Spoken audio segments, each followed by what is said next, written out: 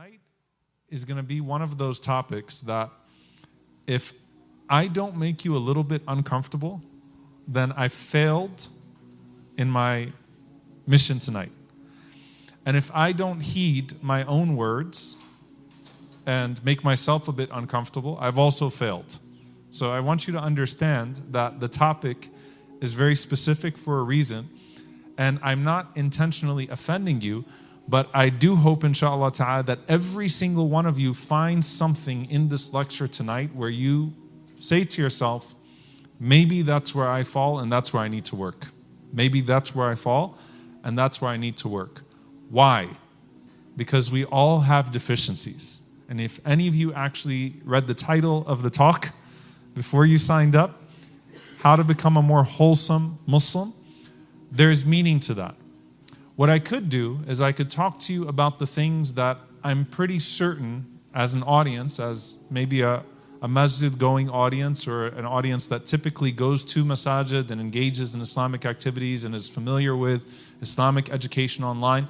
I could share with you the things that I know that most of you probably already do and encourage you to do more of it and talk about the rewards of those things. But actually what I want you to do, and what I find is the most useful exercise at the beginning of any talk, is for you to actually do your own introspection and ask yourself, if I was giving advice to myself, if myself just walked through the door and I was another person, and I had to give myself advice as a friend, or give a lecture, or talk to someone on a heart-to-heart basis, and say something that might be an uncomfortable truth, what would I say to myself?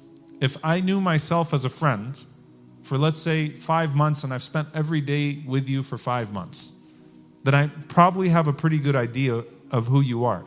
Now, you've spent every single moment with yourself since you've been here.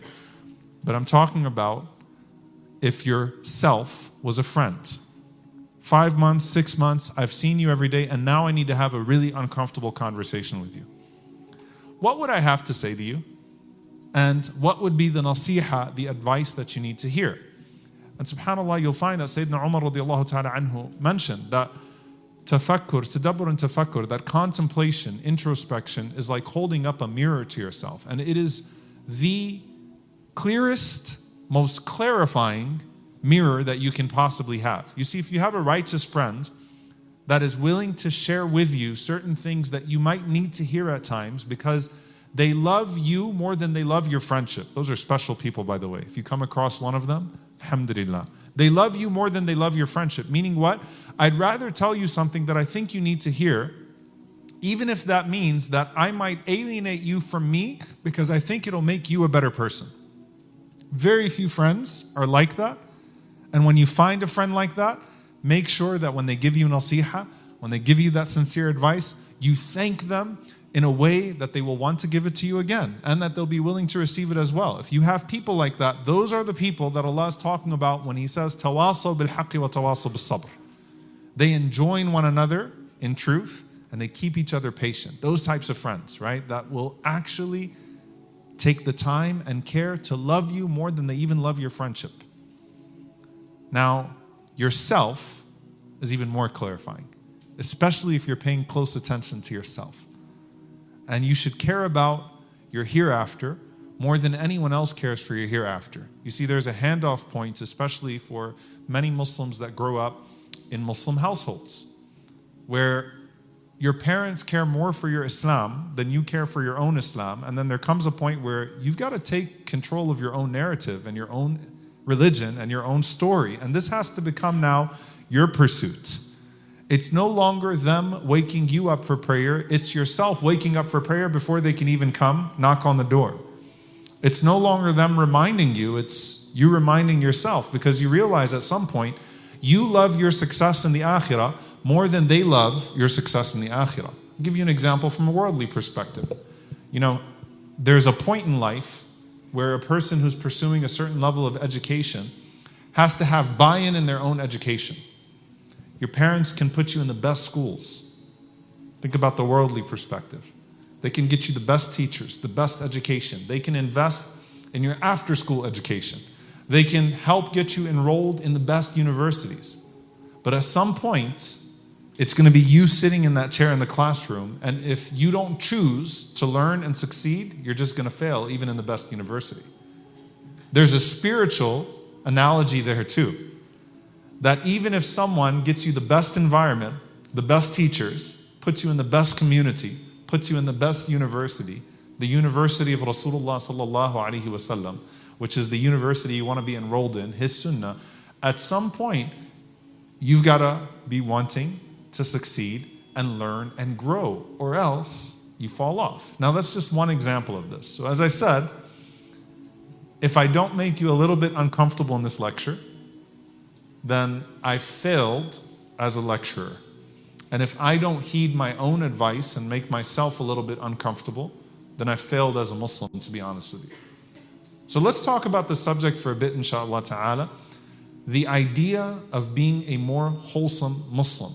Now, the first way I want you to look at this is I want you to take a step back and I want you to think about some amazing people we have in history and some of the qualities that made them amazing. And whether those qualities match the typical circumstances of those people. So I'll start with the Prophet of Allah. Who are the wealthy prophets you think of? Who are the wealthy prophets? Like the prophets that were rich, the prophets that were wealthy, the prophets that were powerful. Sulaiman alayhi salam. Who was his father? Dawud alayhi salam, the Prophet Dawud alayhi salam. So one of the beautiful things that you see with Dawud and Sulaiman is that Sulaiman alayhi salam is a prophet of Allah, therefore he's naturally nourished in righteousness and made worthy of being a recipient of revelation. But it's beautiful when you see succession in the Quran between parents and children. The most common ones we talk about are Ibrahim alayhi salam and his children. And then that to Yaqub alayhi salam, to Jacob, and then to Yusuf alayhi salam, to Joseph. And there is such a consistency there. And you can see the same elements of righteousness and beauty transitioning from one parent to the next, which is beautiful, right? You don't just see that they all are Muslims, but if you met Ishaq alayhi salam or you met Ismail alayhi salam and you had known their father Ibrahim alayhi salam, you would see it. You'd catch it. There's Ibrahim alayhi salam. You remind me of your father. It's a good parent. You know, if you met Fatima radiallahu ta'ala anha, if you met Fatima, you would see everything of the Prophet sallallahu alaihi wasallam if you knew the Prophet sallallahu alaihi wasallam, and it used to stun people to the point that they'd say, subhanallah, even her walk was exactly like the Prophet sallallahu alaihi wasallam. Aisha radiallahu anha said, I've never seen a person who resembled the Prophet sallallahu alaihi wasallam more. Hadiyan wa samtan, in mannerism, in appearance, in every single detail, like Fatima to the Prophet sallallahu alaihi wa ala alihi wa sallam tasliman kathira. So there's a transition. Like if I met Ismail and Ishaq and I knew Ibrahim, may Allah allow us to one day know them all in person in paradise. Allahumma ameen. I'd say, I see your father in you. I can see your mother in you. I see the transition point. I see the characteristics. So if you met Sulaiman alayhi salam and you had known Dawood alayhi salam, there's a clear transition here. There's a beauty in the similarities of their character. Now Dawood alayhi salam, as I said, I want you to kind of take a step back and think about a wholesome person. Dawood alayhi salam, from a worldly perspective, is marked by his wealth and his power, right? He's a powerful prophet. He's a wealthy prophet. He's successful in the dunyawi sense as he is in the dini sense, and all of the prophets are successful, right? But if you saw his worldly achievements, there's success there, right? And usually with that type of success, which his son inherited and then had grown in a way that Allah subhanahu wa ta'ala decreed in response to his dua, customized an even bigger kingdom, usually people that have that type of success have certain flaws that become more pronounced, even sometimes to their own ignorance. You know, if you were to take yourself, and some people have witnessed a great variety of change in their lives in terms of their economic circumstances. I know many of you are young and you haven't gone through that, right? But at one point, very hardworking, poor, at some point, still hardworking, but maybe they succeed in a worldly sense. Maybe some people came from a country where certain expectations of service and respect were not necessarily there, but now they're in a different type of society, and so that expectation and that service is there. It's like, I'll never forget, and may Allah forgive this brother, and I gave a khutbah today about not mocking people, but it hurt me to hear it, honestly. I remember in Hajj, very specific moment in my life, and the American Hujjaj, Nasalullah al-Afiyah, may Allah protect us all and accept our Hajj. But we go there with expectations like, hey, I paid for the package, right? And this guy, a bus is late, and he goes to the guy who's running the buses, and he asks him when the buses are, and the guy kind of brushes him off. And in the thickest accent, that was not an American accent, says, I'm an American. Like, mashallah, get back in line, right? But there was something that came from, like a change of circumstance meant a change of how I expect the world to approach me now, right? Like when you get wealthier, may Allah subhanahu wa ta'ala grant you all goodness in this life and in the next, whether that's manifested in wealth or not. But when you live a life of more ease, you expect better service at the restaurant. You're more easily irritated because your circumstances dictate this idea that I've paid my way up to expecting a certain level of treatment at this point in my life. Maybe I wouldn't have had that same level of expectation earlier on. And I don't recognize that as arrogance in myself, but in reality, what changed? What changed, right? So with Dawud alayhi salam, powerful, wealthy, successful, yet look at what he's praised for in the Quran and the Sunnah. You can take a step back. He's praised for his worship. He's praised for his ibadah, which is very significant here, because Adam alayhi salam, when his descendants were being extracted from his loins, he saw this light in the creation. And he said, who is that child of mine? And he was told it's Dawud alayhi salam. And Dawud was so beautiful that Adam alayhi salam gave him several decades of his life. Said this man needs to live more on earth. What did the Prophet ﷺ praise about Dawud alayhi salam? Can anyone tell me anything you remember about Dawud alayhi salam and his ibadah, his worship, any hadith you may have heard? You can raise your hands. I don't want to hear the mumbling. So, anything you've heard about Dawud? Yeah. A wise person. His hikmah is praised. Qiyamul layl. Sheikh Atif, you can't answer, man. You're a sheikh. Jazakallah khair, Sheikh. He was generous. The sheikh just gave you an answer. What did he say? He was a king. All right. Why is no one repeating the answer of the sheikh? He was right. Qiyamul layl. MashaAllah. What's your name? Iman. MashaAllah. May Allah subhanahu wa ta'ala. What is it? Yaman. MashaAllah. May Allah subhanahu wa ta'ala bless you and increase you. Qiyamul layl. The Prophet ﷺ mentioned the best prayer at night, Qiyamul layl, is the prayer of Dawud alayhi salam. You know that last third of the night? He traced that to Dawud alayhi salam, that Dawud alayhi salam used to wake up in the last third of the night. Meaning Dawud alayhi salam was not satisfied with simply being wealthy and being a prophet and someone who gives a lot. He also was pushing himself to pray at night. What else? There's another very distinct ibadah, act of worship that he was famous for. Yeah. Dua, Siyam. What is his fasting? Someone raised their hand. What was his fasting? This can mean many things. Day on and day off. Jazakallah khair. Allah ihfadak. May Allah preserve you. Day on and day off. The Prophet ﷺ said the best fasting is the fasting of Dawud alayhi salam. He would fast a day and break his fast the next day. How amazing is that? His habit was to fast every other day. Alayhi salam. Now you think of a man wealthy in his kingdom. He's a prophet of Allah. He has a long resume. He has a lot to be praised for. He's sitting here establishing Islam in the world, right? But he still found the prerogative to rise from his comfortable bed in the last third of the night and to forsake his comfortable wealth every other day and fast with Allah subhanahu wa ta'ala. Beautiful person. So he has these qualities that aren't typically associated with someone that might just think, well, hey, I just write my my check, I just give charity and that's it. All right? But on top of that, he also has all of the qualities that actually match his circumstances. So there are certain qualities, good qualities, that might come more natural to you because of your upbringing, because of your privileges, because of your circumstances, and you're expected to shine with those qualities and then not have the blind spots and the flaws that might come with that place. So when someone gets wealthy, what is one area of charity that usually a wealthy Muslim will resort to?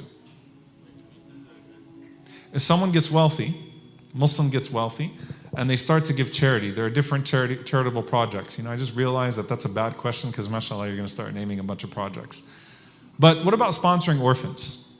Sponsoring orphans usually is a project that hits deep with people's hearts, especially the Muslims. The Prophet ﷺ said that I and the one, ana wa kafir al-yatim, I and the one who sponsors an orphan are like these two fingers, kahatain. May Allah subhanahu wa ta'ala grant us this closeness to the Prophet ﷺ on the Day of Judgment.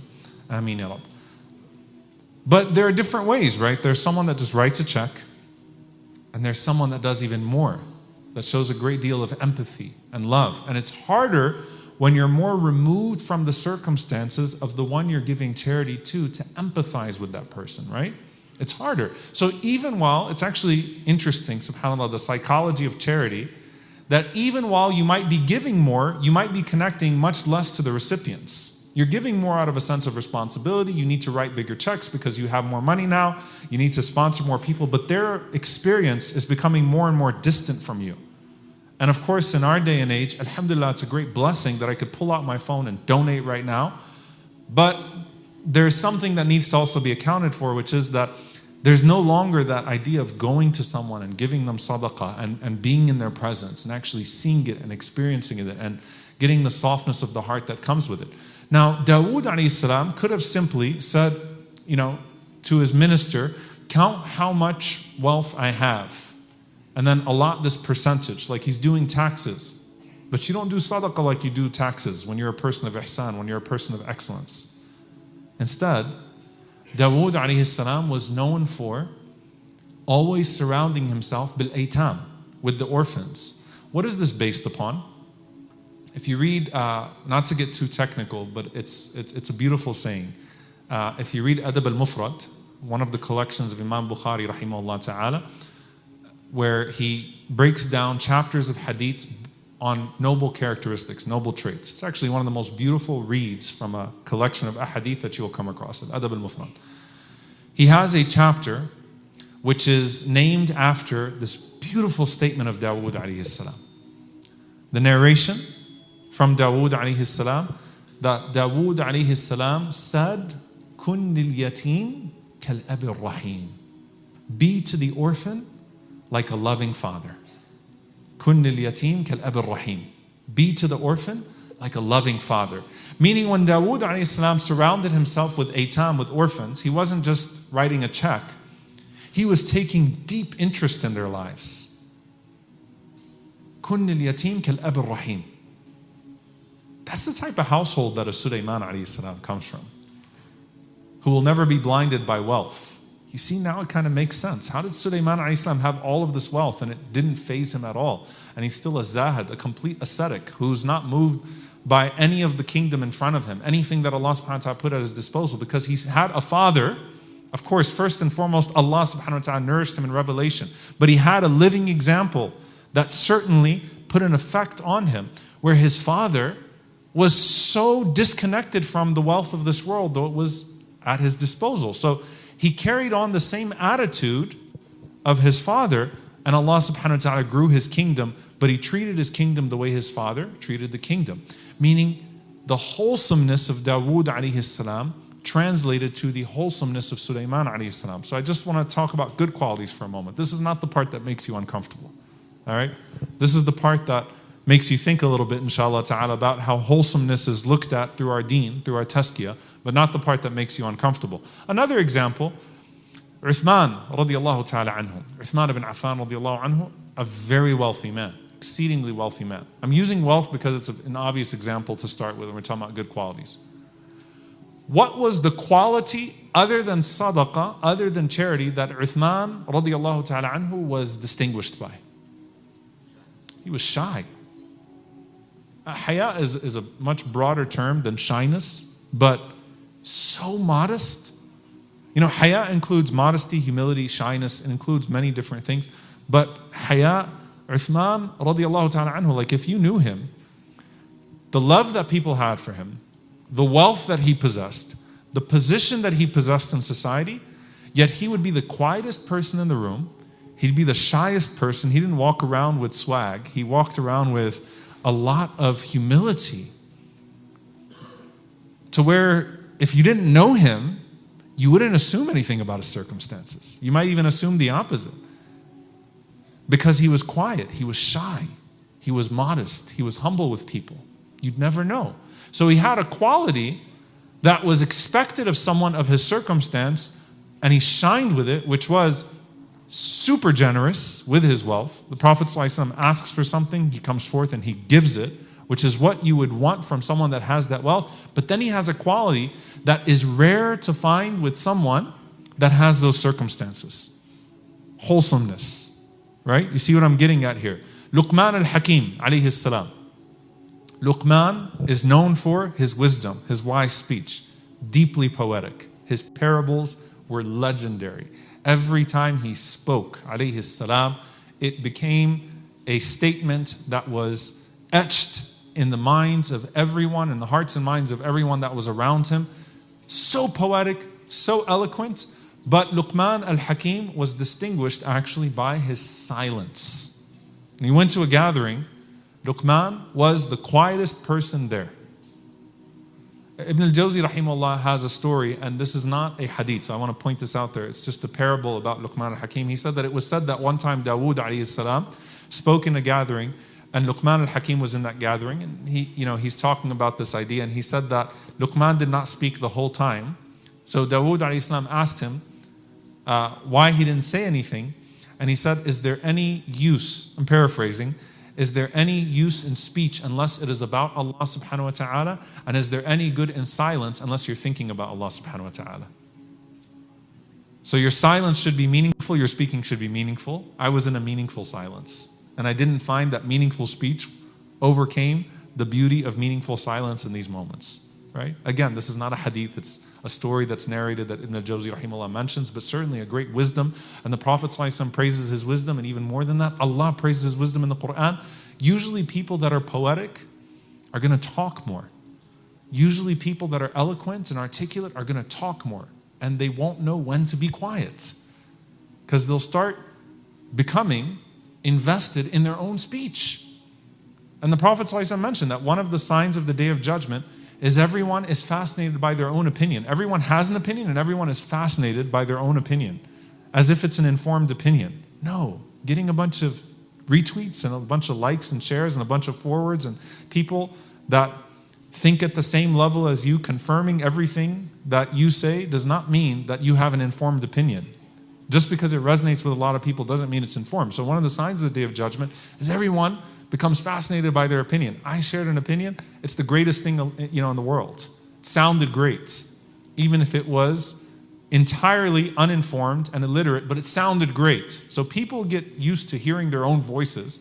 And if you're articulate like Luqman al-Hakim alayhi salam, silence is not usually a trait that you're going to find. So the quality that was expected of him, wisdom with his eloquence, he called to good things, right? Allah subhanahu wa ta'ala immortalized the conversation of a man with his child on their walk. I mean, you have to be an incredible person of character and wisdom that Allah subhanahu wa ta'ala will turn this advice that you're giving to your son on a walk into a surah of the Quran, right? So a man who spoke with wisdom and who spoke with benefit. So he didn't use his eloquence in a way that was misplaced. He used it for good things, and he also did not let that good quality own him and betray him by taking him away from another good quality, which was learning to practice silence when it was necessary. Khadija radiyallahu ta'ala anha, a woman who was of perfect faith. Khadija radiyallahu ta'ala anha was exceedingly beautiful, exceedingly wealthy, exceedingly prestigious. She has everything that a person could want in that society, Yet subhanAllah, look at her qualities of humility, of modesty, the support, the loyalty, the way that she valued character in people, right? She was in the rooms with people who could care less about character. They were all about folly. They were all about materialism. They were all about image. They were all about all of the superficiality. Yet what does she look for in people? Sidq, amana, truthfulness, trustworthiness. And Allah gifted her with as-sadiq al-amin sallallahu alayhi wa sallam as a husband. She's so supportive, so modest, so incredible. So she has the qualities that would be expected of her, a righteous woman, of her prestige. What does she do? She frees slaves with her wealth. She sponsors the weddings of young women that couldn't afford to get married in her society. She pays mahar. Her home was a soup kitchen in Jahiliyyah. She literally had a green tent, a canopy in front of her house that people knew to come to her house and that she was always going to spend on people, even before she married the Prophet ﷺ. So she had the qualities that were expected of a person of that stature, but then she had these qualities that are seemingly contradicting. I think you all get the point here, so I'm not going to go into more examples because I could go all night, and I realize that time is already moving. But most of the companions of the Prophet ﷺ exemplify this in such a beautiful way. Umar ibn Khattab radiallahu ta'ala anhu, another example that you could take and that you could, subhanAllah, dissect the beauty of his tazkiyah. Strong, powerful, but subhanAllah, if a young child told Umar radiallahu anhu, fear Allah, his ego never betrayed him. Never betrayed him. Shaitan fled from Umar because Umar radiallahu anhu kicked his ego in the mouth. Figuratively, like his ego had no place with him, therefore Shaitan had no opening with him. So you could tell Umar to fear Allah. Umar radiallahu anhu would fear Allah right away and say, why? What do I do? Right? So his strength was expected of a man of his stature and prominence. But at the same time, he had these qualities that were not expected of a person who had that type of an imposing presence in society. Now, what does this have to do with being a more wholesome Muslim? So we launched this study at Yaqeen, and I'm going to actually invite all of you at some point, inshallah ta'ala, to go on the website, to yaqeeninstitute.org, and take the religiosity quiz at the bottom. You scroll right down, you'll see religiosity quiz, a portrait of your religiosity. It's called BASIC. Belief, attitude, spirituality, institution, contribution. Basic, belief, attitude, spirituality, institution, contribution. What does it speak to? Where did this come from? It was actually a quiz and a methodology, a data methodology, but they worked on this data collection or a methodology to where, what does it mean to measure the wholesomeness of a Muslim? So I'll give you practical examples. You might find someone that has great attitudes about their religion. You ask them about Islam and they light up and they say, I love my religion. They don't look the part, they don't pray the part. They're not in the masjid, but you meet this person in public and you ask them about Islam and they light up. They have a great attitude about their religion. They'll defend it against any Islamophobe, right? Attitude is great. Maybe they're lacking in other areas. You have some people that have great spiritual practice, but their spiritual practice is not translating to any level of contribution back to the society, back to community. That's a deficiency. The spirituality part is great, but how do you launch then into the contribution? There are some people that have strong belief in Islam, like their creed is solid, philosophy. They could argue with people, they could do da'wah to people in the park, they could take on people and all types of things, but they're not really practicing Muslims. It's really relegated to the intellectual space because we have a tendency to imbalance. And our lives are an opportunity to try to balance ourselves out to be the most wholesome servants of Allah subhanahu wa ta'ala before we meet Him. You might have someone that is BASC heavy, but they don't have a connection to the masjid. And I understand institutions, sometimes masajid are not welcoming. Sometimes you're not finding yourself in a masjid. But you know what? The Prophet ﷺ said the masjid is the home of every believer. Al-masjidu baytu kulli Muslim. Every Muslim, their home is the masjid. Their spiritual home is the masjid. You got to have a place of institution in your life as well. And institutionalizing your good efforts, right? So how do I fill these categories so that I don't meet Allah subhanahu wa ta'ala with a great deficiency in any one of them? What do I need to hear? What do I need to start practicing while I build each one of these? Now, every one of us is going to be imbalanced, but we don't want to be imbalanced in a way that we have fundamental flaws that go unaddressed in our personalities. And the worst type of situation that you can be in, or of the worst situations, is when you're actually being betrayed by a good quality that you possess. Meaning what? Every time you think about improvement, you merely think about a good quality that you already have and simply embellishing that good quality further. I'll give you an example. And to Allah belongs the greatest example. So this is different, but just maybe a human one that you can relate to. All right? Parent tells a child, I need you to do this chore by 8 o'clock. Child comes back, doesn't do the chore, says, Mom, I bought you flowers. All right, great. Can you go do the dishes now? I cut the grass. Okay, but can you go do the dishes? I vacuumed the living room. What's happening here? There's a disconnect between what you're supposed to be doing and something that you might be doing that might be good. It is good. It's nice that you vacuumed. It's nice that you cleaned up. It's nice that you cut the grass. It's nice that you did all these things. But you were told to do something very specific and you're not doing it. Now that can become a fundamental and fatal flaw, right? Now, with our relationship with Allah subhanahu wa ta'ala, this is a form of ghurur, deception, delusion. And Imam al-Ghazali rahimahullah ta'ala talks about a very specific type of ghurur here, right? And that is the ghurur of the righteous. So he says, the righteous in quotation marks. So he says, for example, the people that can really get caught up into this, he says, scholars, worshippers, people of tasawwuf, so spirituality, and wealthy people. Now, what is he talking about here? He says the scholar might feel a sense of immunity because they teach the religion to the people, and so religion becomes relegated to theory, preaching, telling other people what to do, and the person has no time to practice anything that they are doing. Even worse, لِمَ تَقُولُونَ مَا لَا تَفْعَلُونَ, intentionally doing other than what they say. Or just not practicing it, letting the hearts rust, not doing anything while telling people how they should be better, and they justify that to themselves by saying, I'm busy. I got to teach the people. And so they live in books, and they teach in books, and they sleep in books, and they never experience Allah subhanahu wa ta'ala. They might know about Allah, but they don't know Allah. So they're teaching people about Allah subhanahu wa ta'ala, but they're not getting into it. And that's a form of delusion, right? And even worse than that, I can tell you this, that in the culture, and let's not just take scholars and pick on scholars, people of da'wah, people who are of the quote-unquote religious class, in those circles, some of the worst spiritual diseases go completely unchecked.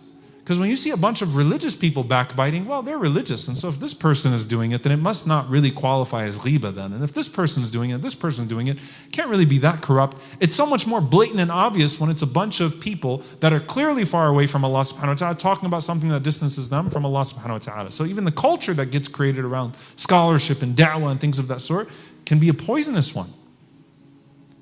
So ghurur, deception, a fundamental flaw goes unaddressed. A person might worship Allah subhanahu wa ta'ala a lot.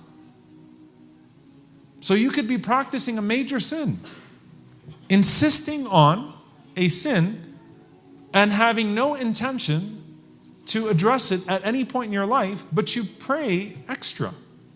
You fast extra. Alhamdulillah, you pray qiyamul layl.